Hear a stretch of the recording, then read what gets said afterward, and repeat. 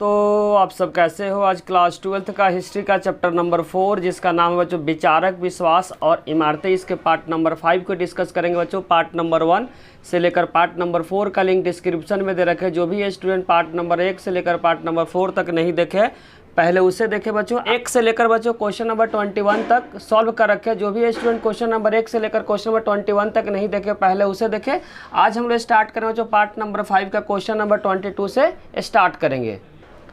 Question number 22 में बच्चों given है जैन धर्म के अंतिम तीर्थकर कौन थे। ध्यान रखो बच्चों, जैन धर्म में टोटल जो 24 तीर्थकर थे, तो इसमें क्वेश्चन में पूछा हुआ जैन धर्म के जो अंतिम तीर्थकर थे उनका नाम आपको क्या करना है, इस क्वेश्चन में बताना है। तो इनका नाम आपको ध्यान रखना बच्चों, महावीर स्वामी जो थे वह क्या थे, वह 24वें तीर्थकर थे, या आप इसको बोल सकते हो बच्चों अंतिम तीर्थकर थे। तो अंतिम तीर्थकर का नाम अगर पेपर में आता है तो इसका आंसर हो जाएगा बच्चों महावीर स्वामी।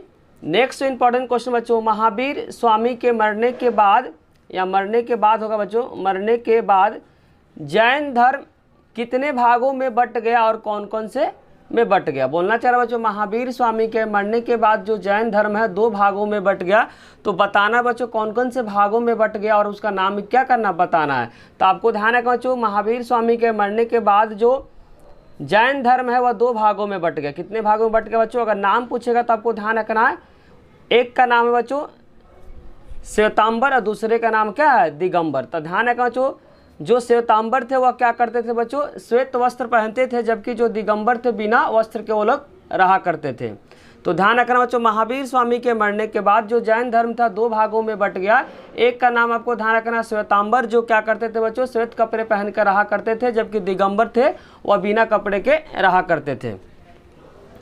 नेक्स्ट जो इंपॉर्टेंट क्वेश्चन बच्चों, जैन धर्म में प्रार्थना स्थल को क्या कहा गया। बोलना चाह रहा बच्चों, जो जैन धर्म है, जो जैन धर्म में प्रार्थना स्थल को क्या कहा गया, तो इसका आंसर हो जाएगा बच्चों जिनालय, या उसी को क्या कहा गया बच्चों, मंदिर कहा गया।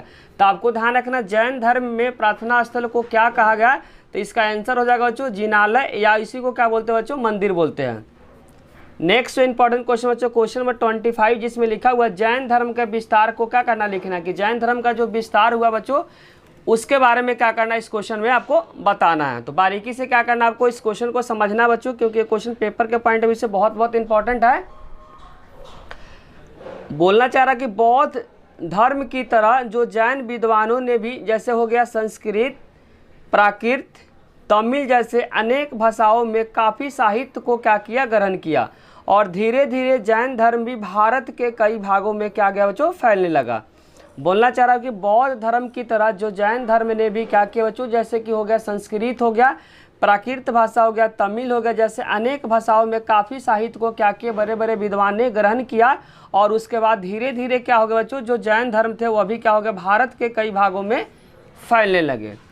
नेक्स्ट पॉइंट बच्चों लिखा हुआ है, धार्मिक परंपराओं से जुड़ी जो प्राचीन मूर्तियों में जैन तीर्थंकरों को भक्तों द्वारा बनाई गई मूर्तियां भारतीय उपमहाद्वीप के कई हिस्सों में पाई गई। परंपरा से जुड़ी जो प्राचीन मूर्तियां का मतलब हो गया बच्चों, जो पुराना मूर्ति में जो जैन तीर्थंकर के भक्तों द्वारा बनाई गई जो मूर्तियां था भारतीय उपमहाद्वीप के कई हिस्सों में पाई गई। नेक्स्ट जो इंपॉर्टेंट क्वेश्चन बच्चों, लोक परंपरा क्या है। बहुत इंपॉर्टेंट पॉइंट बच्चों, लोक परंपरा क्या है, तो ध्यान से समझना है। लोक परंपरा में यह माना जाता था कि अगर सुंदर स्त्रियां द्वारा वृक्ष को छुए जाने पर वृक्षों में फूल खिल उठते थे तथा उसमें फल होने लगते थे। बोलना चाह रहा बच्चों, लोक परंपरा में यह माना जाता था कि जो सुंदर स्त्रियां के द्वारा वृक्ष के छुए जाने पर वृक्षों में फूल खिल उठते थे तथा उसमें फल होने लगते थे। किनके अनुसार बच्चों, लोक परंपरा के अनुसार। नेक्स्ट पॉइंट लिखा हो बच्चों, गज लक्ष्मी जो सौभाग्य लाने वाली देवी थी। जो गज लक्ष्मी थी बच्चों वह क्या थी, सौभाग्य लाने वाली देवी थी, जिन्हें हाथियों के साथ इनको जोड़ा जाता था। बोलना चाह रहा बच्चों, गज लक्ष्मी, गज का मतलब हाथी से संबंधित है। आपको ध्यान रखना बच्चों, गज जो वर्ड है किससे संबंधित है, तो आपको ध्यान रखना हाथी से संबंधित है। तो वही बोलना चाह रहा, गज लक्ष्मी सौभाग्य लाने वाली देवी थी, जिन्हें हाथियों के साथ क्या किया, जो जोड़ा जाता था। बच्चों क्वेश्चन नंबर 27 जिसमें लिखा हुआ है पौराणिक हिंदू धर्म का उदय किस तरीके से हुआ, इसके बारे में क्या करना आपको बताना है, कि पौराणिक जो हिंदू धर्म का जो उदय हुआ इसके बारे में इस क्वेश्चन में बताना है। तो हिंदू धर्म में आपको ध्यान रखना, जो वैष्णव परंपरा तथा शैव परंपरा शामिल है। ध्यान रखना बच्चों, हिंदू धर्म में कौन कौन से परंपरा शामिल है। तो एक का नाम आपको ध्यान रखना वैष्णव तथा दूसरे का नाम शैव परंपरा शामिल है। वैष्णव परंपरा में विष्णु को तथा शैव परंपरा में शिव को महत्वपूर्ण देवता माना जाता है। बोलना चाह रहा हूँ बच्चों, हिंदू धर्म में वैष्णव परंपरा तथा शैव परंपरा शामिल है। वैष्णव परंपरा में विष्णु तथा शैव परंपरा में शिव को महत्वपूर्ण देवता माना जाता है। नेक्स्ट पॉइंट है बच्चों, वैष्णववाद में कई अवतारों के आसपास पूजा पद्धतियाँ विकसित हुई है। बोलना चाह रहा जो वैष्णववाद में कई अवतारों के आसपास पूजा पद्धतियाँ क्या हुई, विकसित हुई है। नेक्स्ट पॉइंट आपको ध्यान रखना जो इस परंपरा के अंदर ध्यान रखना 10 अवतारों, ध्यान रखना जो इस परंपरा के अनुसार कितने अवतारों को बच्चों, तो आपको ध्यान रखना 10 अवतारों की कल्पना है। और यह माना जाता है कि पाप के कारण, ध्यान रखना बच्चों, यह माना जाता है कि पाप के कारण विश्व रक्षा हेतु भगवान अलग अलग रूपों में क्या करते हैं, अवतार लेते हैं। बोलना चाह रहा हूँ इस परंपरा के अंदर 10 अवतारों की कल्पना, और यह माना जाता है कि पाप के कारण विश्व रक्षा हेतु जो भगवान अलग अलग रूपों में क्या करते हैं, अवतार लेते हैं। अवतार का मतलब जन्म लेते हैं। नेक्स्ट पॉइंट आपको ध्यान रखना, महिलाओं और शूद्र जिन्हें साहित्य पढ़ने और सुनने की अनुमति नहीं थे, वे क्या कर सकते, पुराणों को सुन सकते थे। और शूद्र क्या होता था बच्चों, जो सबसे नीचे आते थे। सबसे ऊपर क्या आते थे, ब्राह्मण, ब्राह्मण के नीचे क्षत्रिय, क्षत्रिय के नीचे क्या आते, वैश्य, सबसे नीचे क्या आते थे बच्चों, वो आते थे शूद्र का काम क्या था, तीनों वर्गों का क्या करना, सेवा करना। तो वही बोलना चाह रहा, महिलाएं और जो शूद्र थे जिन्हें साहित्य पढ़ने तथा सुनने की अनुमति नहीं थी, वे क्या कर सकते, पुराणों को सुन सकते थे। तो ध्यान रखना जो महिलाएं और जो शूद्र जिन्हें क्या कर सकते थे, साहित्य पढ़ने और सुनने की अनुमति नहीं थी, वे क्या कर सकते, पुराण को सुन सकते थे। नेक्स्ट इंपॉर्टेंट जो क्वेश्चन बच्चों, क्वेश्चन है यज्ञ क्या है तथा यज्ञ क्यों करवाए जाते थे। पहले के समय में बच्चों बताना चाह रहा है कि यज्ञ क्या है और यज्ञ क्यों कराया जाता है, इसके बारे में इस क्वेश्चन में क्या करना, आपको बताना है।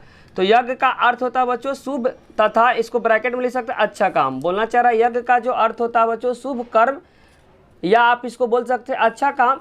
इसमें बलिदान, त्याग क्या इत्यादि शामिल है। तो आपको ध्यान रखना है यज्ञ का जो अर्थ होता है बच्चों शुभ कर्म या अच्छा काम, जैसे कि हो गया बलिदान, त्याग इत्यादि से है।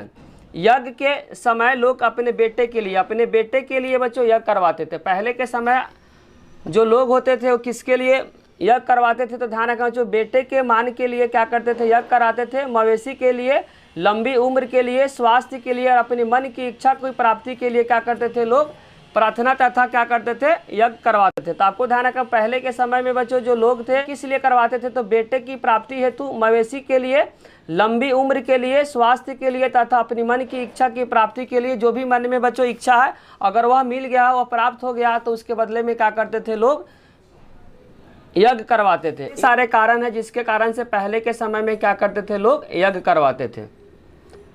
अब हम लोग स्टार्ट करें बच्चों क्वेश्चन नंबर 29 को। क्वेश्चन नंबर 29 में बच्चों लिखा, प्रारंभिक समय में यज्ञ किस तरीके से होता। शुरुआती दौर में बच्चों जो यज्ञ होते थे वह किस तरीके से होता था, उसके बारे में क्या करना, बताना।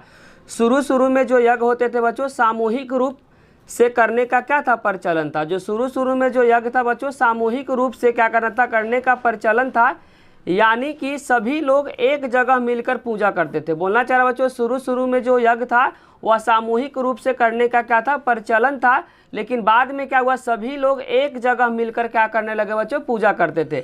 बाद में कुछ घरों के जो स्वामी का मतलब मालिक के द्वारा क्या किया जाता, पूजा या यज्ञ करवाए जाते थे। तो ध्यान रखना बच्चों शुरू में जो यज्ञ थे वह सामूहिक रूप का क्या था, प्रचलन था, यानी कि सभी लोग एक जगह मिलकर पूजा करते थे। लेकिन बाद में क्या हुआ, कुछ यज्ञ जो घर के जो स्वामी थे जिनको मालिक कहा जाता है उनके द्वारा क्या किए गए, यज्ञ करवाए जाते थे।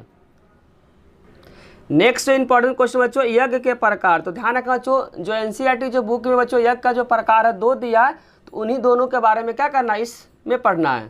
तो यज्ञ के प्रकार में पहला यज्ञ का आपको ध्यान रखना बच्चों राजसूय यज्ञ। इसमें क्या होता था, यह सम्राट का पद पाने के लिए किया जाता था और यह राज अभिषेक के समय होता था। जब कोई राजा अपने पद पे जाता था उस समय क्या होता था बच्चों, राजसूय यज्ञ करवाया जाता था। किसके द्वारा बच्चों, तो आपको ध्यान रखना राजा के द्वारा करवाया जाता था और यह 2 वर्षों तक चलता था। ध्यान रखना जो राजसूय जो यज्ञ था वह कितने वर्षों तक चलता रहता था, तो आपको ध्यान रखना जो 2 वर्षों तक चलता रहता था। यानी राजा जब शपथ लेता था, जब शपथ लेते थे तो कौन सा यज्ञ करवाते थे, तो आपको ध्यान रखना राजसूय यज्ञ। जब राजा शपथ लेते थे तो राजसूय यज्ञ करवाते थे।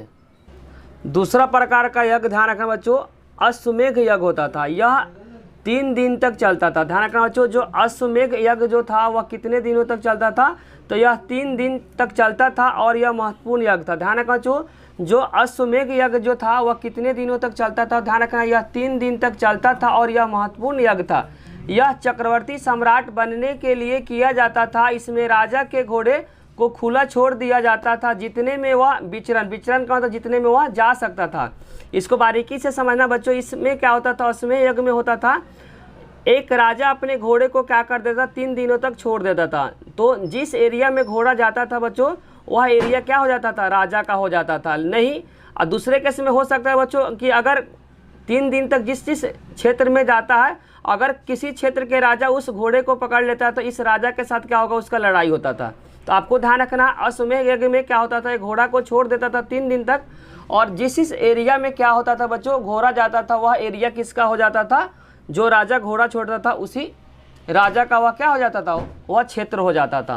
किस में बच्चों, तो आपको ध्यान रखना अश्वमेघ यज्ञ में। तो वही बात लिखा हुआ है, यह 3 दिन तक चलता था और यह क्या था बच्चों, महत्वपूर्ण यज्ञ था। यह चक्रवर्ती सम्राट बनने के लिए, चक्रवर्ती का मतलब बच्चों यहाँ पे ताकतवर राजा बनने के लिए किया जाता था। इसमें राजा के जो घोड़े को खुला छोड़ दिया जाता था, जितने में वह विचरण का मतलब जितने में घोड़ा वह जा सकता है, वह क्षेत्र राजा के अधीन हो जाता था। घोड़ा 3 दिन के अंदर में जितना क्षेत्र को कवर करता था, वह सारा क्षेत्र किसका हो जाता था बच्चों, जो राजा जो घोड़ा छोड़ता था वह क्षेत्र राजा का हो जाता था। इस प्रकार के जो यज्ञ था बहुत जटिल यज्ञ होते थे, यानी इसमें खर्च बहुत ज़्यादा होता था। बोलना चाह रहा हूँ, इस प्रकार के जो यज्ञ होते थे वह जटिल का मतलब कम्प्लेक्स होते थे, यानी इसमें खर्चा क्या होता था बच्चों, ज़्यादा होता था। इसीलिए इस यज्ञ को सरदार तथा राजा के द्वारा ही इस यज्ञ को किया जाता था। तो आपको अश्वमेघ यज्ञ को समझने में किसी भी प्रकार का डाउट हुआ तो कमेंट बॉक्स में जरूर लिखें। नंबर 4 के जितने सारे इंपॉर्टेंट क्वेश्चन थे, सारे इंपॉर्टेंट क्वेश्चन को इस वीडियो में डिस्कस कर दिए। वीडियो अगर अच्छी लगी हो तो लाइक, कमेंट और सब्सक्राइब करना चैनल को ना भूलें। कोई भी डाउट हो तो कमेंट सेक्शन में जरूर लिखिए। आप लोग का कमेंट ही बच्चों हम लोग को मोटिवेट करता है, साथ साथ दोस्तों के साथ शेयर करना भी ना भूलें।